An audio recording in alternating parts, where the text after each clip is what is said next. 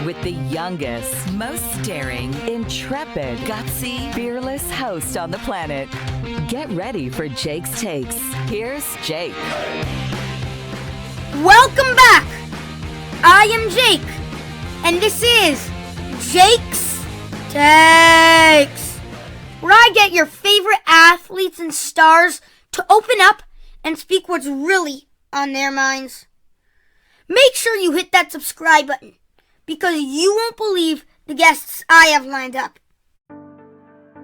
From breaking trades to exploring the latest news around the NHL, today's guest covers hockey from all angles as TSN's Hockey Insider. He takes viewers inside the game with world-class reporting, earning him the reputation of one of the most trusted broadcasters in hockey. He's one of the most followed media personalities in Canada. On Twitter, he has more than 1 million followers. He breaks huge hockey news and is respected and trusted by all the players and executives. In 2010, he won a Gemini Award in the Best Sports Reporting category. Let's hope we break some huge hockey news today on our show as I welcome to Jake's Takes, Mr. Insider, Darren Dreger.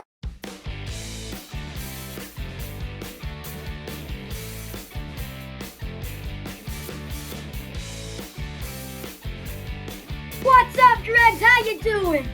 I'm doing well, Jake. I've done lots of podcasts, including my own, which is the Darren Dreger's Hockey Podcast, but I've never had the pleasure or the privilege of being introduced in such an exciting and electric fashion. So I thank you for that. You deserve it. By the way, I'm not sure you know, but I think it was a month ago I had Michael Landsberg on my show, and we really hit it off, and I've been calling on to First Up ever since. And then I had Carlo on, my second TSN star, and we really hit it off. He's such a great guy. And now I got my third TSN star. Darren, you are the hat-trick edition. What's going on, Greg? Well, that's a pretty good group, isn't it? With Michael Landsberg and Carlo Coliacovo, the First Up team. I'm interested in who's coming down the line here. You know, if I'm the third, who's going to be the fourth or the fifth or the sixth? How's your family doing? Everybody okay? Yeah, everybody's good, Jake. Thanks for asking. I've got a 22-year-old daughter who just finished her degree at Ryerson. She's going to law school this summer, in fact, Lakehead in Thunder Bay. I've got a 20-year-old son, almost 20-year-old son, who just finished his second year at Guelph University, and he works at Okanagan Hockey Ontario here in Whitby, Ontario. And now, you know what? It's weird, right? I mean, you know that. You haven't been to school for a long time, I'm sure. And we're doing things differently in the broadcast world. A lot of what I do is from the office that I'm sitting in here. And that includes Sports Center and TSN. And we've done some game coverage from this home studio, if you will, as well. So it's been weird in the pandemic, but thankfully, we in the sports world, in the hockey department, are able to provide a bit of a distraction, I think, for good hockey fans like you and your family. So, we're just all kind of making the best of it in a tough situation. That's great to hear. Okay, let's start with some NHL talk. Playoff edition. You ready for this, Dregs? Yes, I am, buddy. Bring it. The Boston Bruins. This team just continues to impress me. They just have it. They sent the Capitals home in a quick 5-game series. They're just built for postseason success. To be totally honest, I absolutely hate the Bruins. Hate the Bruins. But I gotta give credit where credit's due. Bergeron is one of the best 200-foot players in the NHL. Marchand's a world-class star. Pastrnak sniping with the best of them. And the supporting cast know their role. How do you bet against the Bruins when they keep proving they can win in the playoffs? Yeah, I mean, you pretty much nailed it. You hit all the elements of what makes the Boston Bruins a success. And aside from that top line of Pastrnak and Marchand and Patrice Bergeron, I guess I'd start at the secondary additions. Bringing in Taylor Hall at the trade deadline was a huge, huge get for Don Sweeney, the general manager of the Boston Bruins. I mean, Taylor has fit seamlessly into what makes the Boston Bruins formidable. He's got automatic chemistry, had automatic chemistry. We stepped in to the line with David Krejci, and there's no reason to bet against the Boston Bruins. When I think of the top teams in the East, I think of Tampa Bay as the defending Stanley Cup champions. The Islanders beat the Pittsburgh Penguins. I don't know that was a huge shock, maybe a little bit surprising, given how well the Pittsburgh Penguins played in the second half of the season. But you have to include the Boston Bruins in that discussion if you're talking about teams that are expected to go real deep, and throw the Toronto Maple Leafs into that mix as well. But I might worry a little bit about Boston's depth beyond the players that we've talked about here, Jake. But, a lot of things can develop and a lot of things can fall into place in a Stanley Cup run. And the Boston Bruins know that, given the fact that they've been there before. Also, Tuukka Rask. He's played great again. He's heading into free agency as a UFA. Do you have any inside scoop on if he's going to stay in Boston, or? Come on. Well, that would be his preference, I'm sure. And he's played real well. So I can't imagine the Boston Bruins don't at least try and keep Tuukka Rask. And who knows, maybe Tuukka Rask retires as a Bruin. But, you always get to that place as a good player where you've got a tough decision to make. Is it about the term and the money, or is it about staying in a place where you can win? And Tuukka has had ample opportunity to win with the Boston Bruins. He's won with the Boston Bruins, but there is a business side of that, and he's earned the opportunity to make a decision. But I feel like Boston is going to do everything they can to keep Tuukka with the Bruins. So I know you're not a Bruins fan, but there are legions of Bruins fans around the world, and it doesn't seem right that Tuukka Rask would play somewhere else. But we also said that about Zdeno Chara, and Zdeno Chara ended up being pretty disappointed at the hands of the Boston Bruins in that series with the Washington Capitals. But I wouldn't put a lot of money on Tuukka Rask leaving the Boston Bruins. Let's put it that way. Seems fair. Turning our attention to the Oilers, another disappointing end to their season, and another major disappointment for hockey fans all over the world. We don't get to watch Connor McDavid, the best player in the world, hands down, make a playoff run. In his 6 years in the league, McDavid and the Oilers only won one round. This team isn't deep enough and have lots of decisions to make. Plus, their goalie's 39. That's my dad's age, for heaven's sake. So where do they go on from here, Dregs? Well, your dad must be pretty old. He's not as old as I am, so that must make me like a dinosaur, right, Jake? Where do they go from here? I mean, the good news is that Kenny Holland, for the first time as general manager of the Oilers, has lots of money to spend. He's got lots of cap space. Depending on what he does in buyout scenarios, does he buy out James Neal? Does he buy out Koskinen? Does he buy out Kyle Turris as an example? If he does, then they're going to have more money to spend.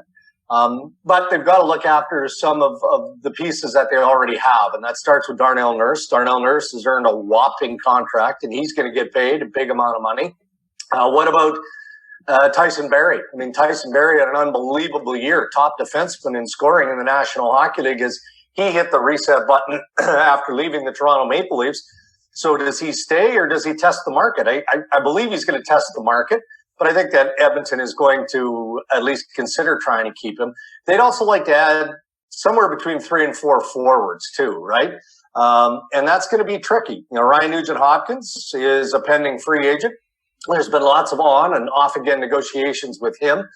So they'd like to keep him. Adam Larson is a defenseman they'd like to keep. And Holland has the money to do it. I would look at, let's just say if we're talking about free agents here, Jake, if Zach Hyman, as an example, star with the Toronto Maple Leafs, such a big part of the Matthews-Marner line.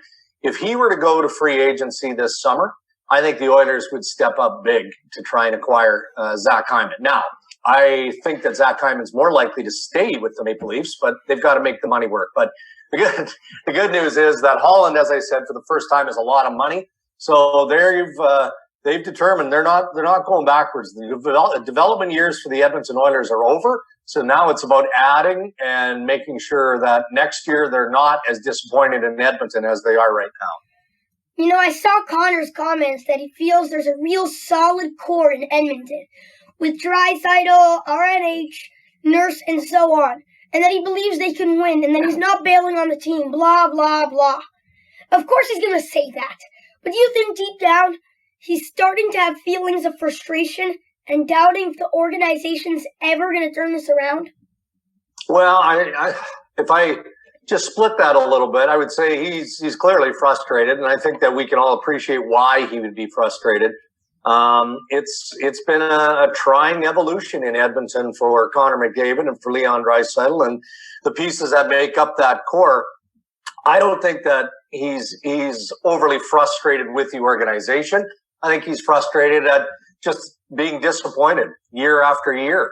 But as I said, I mean, this is the first time that Holland, decorated, very experienced general manager, is going to have the opportunity to build around that core to make this team better.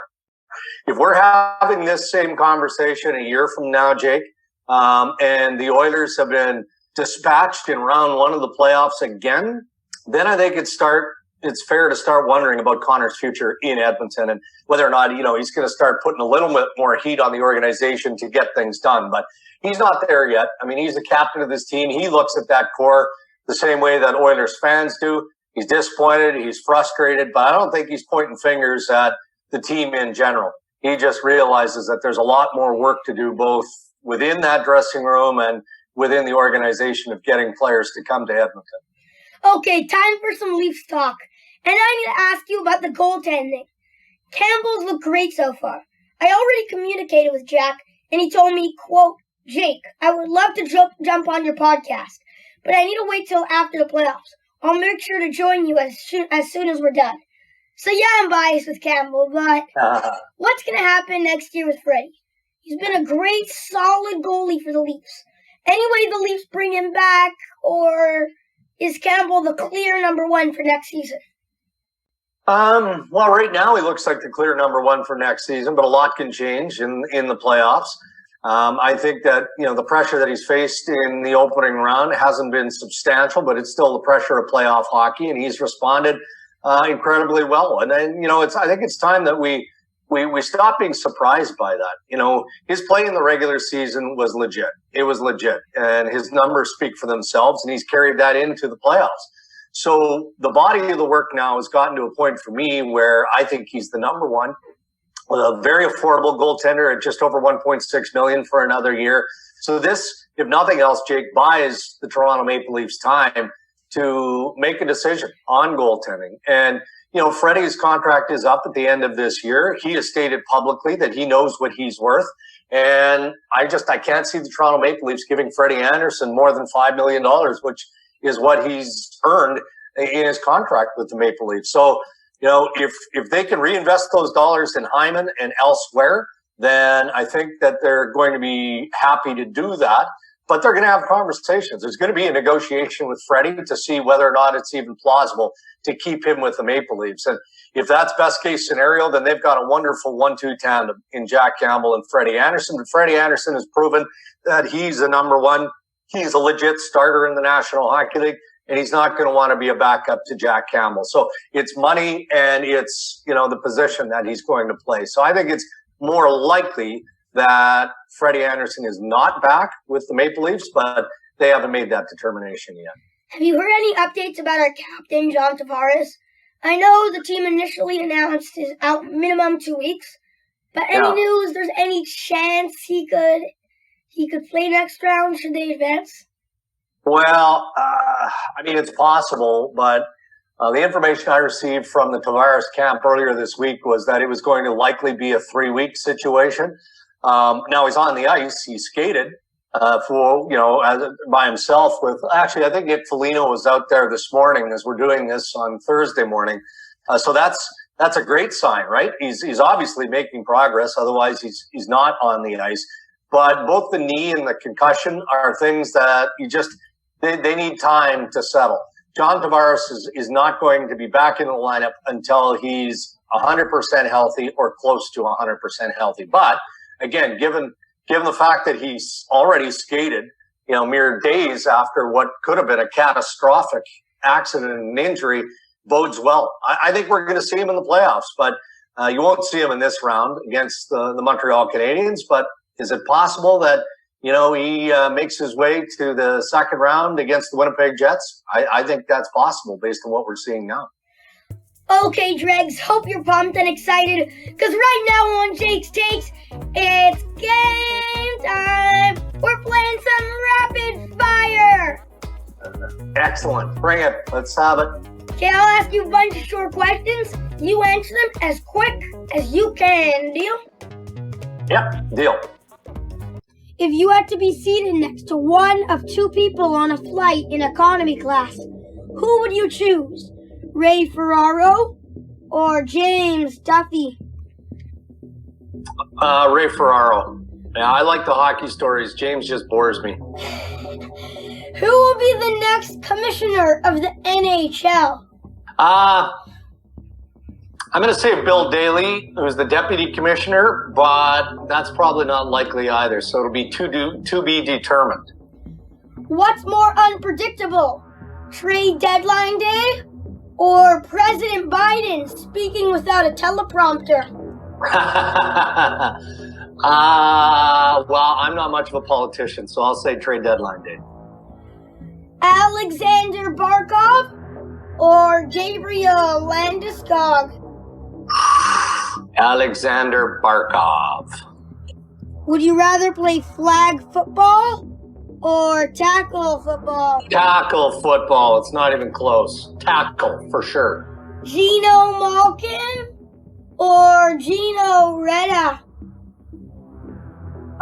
Gino Malkin, because I've been around Gino for 15 years. I know pretty much everything about him, and I don't know everything about Malkin. Best GM in the NHL today? Julien Brisebois, because of his salary cap gymnastics. Fishing from a dock or fishing from a boat? Boat. I love everything with a motor, so I'm saying boat. Who would you rather have, Cole Caulfield or Jack Hughes? Jack Hughes, only because my son knows Jack very well. They're buddies. What's more surprising, Nylander's playoff success or the Oilers' early exit? The Oilers' early exit, and I mean that respectful of the Winnipeg Jets. I did not see a sweep in that series. Which team would you rather coach, the Anaheim Ducks or the San Jose Sharks? Oh boy, what a question. Anaheim Ducks. I think there's a little bit more coming there in terms of their youth. We have a winner! Darren Dreger with a stunning performance. Dregs, that was really impressive. Great job. I have just 2 more questions for you before I let you go. That good? Of course, buddy. Lots of time. When it comes to breaking hockey news, everyone knows to turn to Dregs. Time after time, you drop some huge news about a free agent signing, a massive trade, or a head coach firing. How did you become the trusted voice on this? Because many people try, but you seem to have such a direct line. Do players and agents call you and tell you what's about to go down? Tell me how you became the legend you are. Well, in some cases, agents will reach out, or coaches or general managers. Not very often, though. It just has to do with doing your due diligence every single day, staying on top of the news, kind of predicting the future, what might happen, the interests of certain general managers and clubs and their needs and wants, and then trying to put the pieces of that puzzle in place. As to how I became an insider, well, I mean, it was years of work, to be fair. I go back to well before your time, in fact, maybe even right around the early days of your dad when I started in this business. I started in radio. I was both a color commentator and a play-by-play guy and a radio reporter, covered a lot of sports, not just hockey. And then I jumped over onto the TV side, and in 1998, I was hired by Sportsnet to come in and be their national host. So that opened a lot of doors for me. And in between that and, working in local radio, I met a lot of people who are now working in the National Hockey League and just developed good relationships. So that's mostly, Jake, what it's about, is just being good to people, being fair, asking the right questions, but never digging too deep into the private affairs of players or coaches or managers, just always being respectful. They know that I've got a job to do, and when they can, they're willing to help me do it. So do you become friends with players and develop real relationship with them as you do your job? No, you develop relationships with players along the way. More so when I traveled earlier in my career, where you're doing multiple games over the course of the season. You're talking to players in dressing rooms, you're talking to players in the hotels and things like that. Less so over the years that I've traveled, less and less. So, I'm still privileged to be able to connect with players on a fairly regular basis, either, even in a pandemic through Zoom or on a call on occasion to interview the top stars in the game. But I would say that the friendships are maybe fewer than they were earlier in my career. Last question. We saw the Penguins get eliminated last night. If you're a hockey fan, you gotta appreciate what Sid the Kid and his partner Evgeny Malkin have done over the years. In fact, Crosby and Malkin are now the 1 and 2 playoff scorers in Penguins franchise history. They've had great success winning some cups and playing deep into the playoffs. But is it the end of the line? Is it fair to say that this was the last kick at the can, and now it's time to dismantle the older core and rebuild? Well, you know what? A few months ago, Jake, I thought that would be the case. And in fact, I speculated on, the possibility of the Penguins doing something drastic, like having a conversation with, Crosby this offseason to say, okay, well, what direction do you want to go? If you feel like you can win somewhere else, then I guess we have to have that conversation. But then you saw the success that the Penguins had in the second half of the season. And I think that rejuvenated Crosby and Malkin and Chris Letang, the veteran pieces of that team. So there's still going to be conversations with Ron Hextall and management of the Pittsburgh Penguins. But I don't think that this team has given up on the hope of winning a Stanley Cup with those players still in their lineup. And aside from the fact that they lost to a very good New York Islanders team, I think that they're still capable of being a contending team. They've proven that. Now, Hextall is going to have to do some work. Goaltending was a big question when he took over as general manager. It seemed to stabilize again in the second half of the season, but Tristan Jarry was not good enough versus the New York Islanders here in round one. So Hextall might be on the hunt for an improvement in goal. And if they acquire that piece or those pieces, then who knows? Maybe the Pittsburgh Penguins do have another run in. Dregs, this has been an absolute blast. An honor talking hockey with you. I know you're a family guy and probably quite busy, so if you're ever looking for an assistant to help you and learn the hockey insider world, I'm ready, Dregs. Maybe a little summer internship? What do you say? Well, let's give it a couple of years, but you're well on your way, man. I mean, look at you're interviewing. I'm not a star, but you're interviewing stars. And, Dregs, you're a star, Dregs. Your list of celebrities is growing by the day, so maybe next year. Thanks, Dregs, and all the best. All right, Jake, be well, buddy.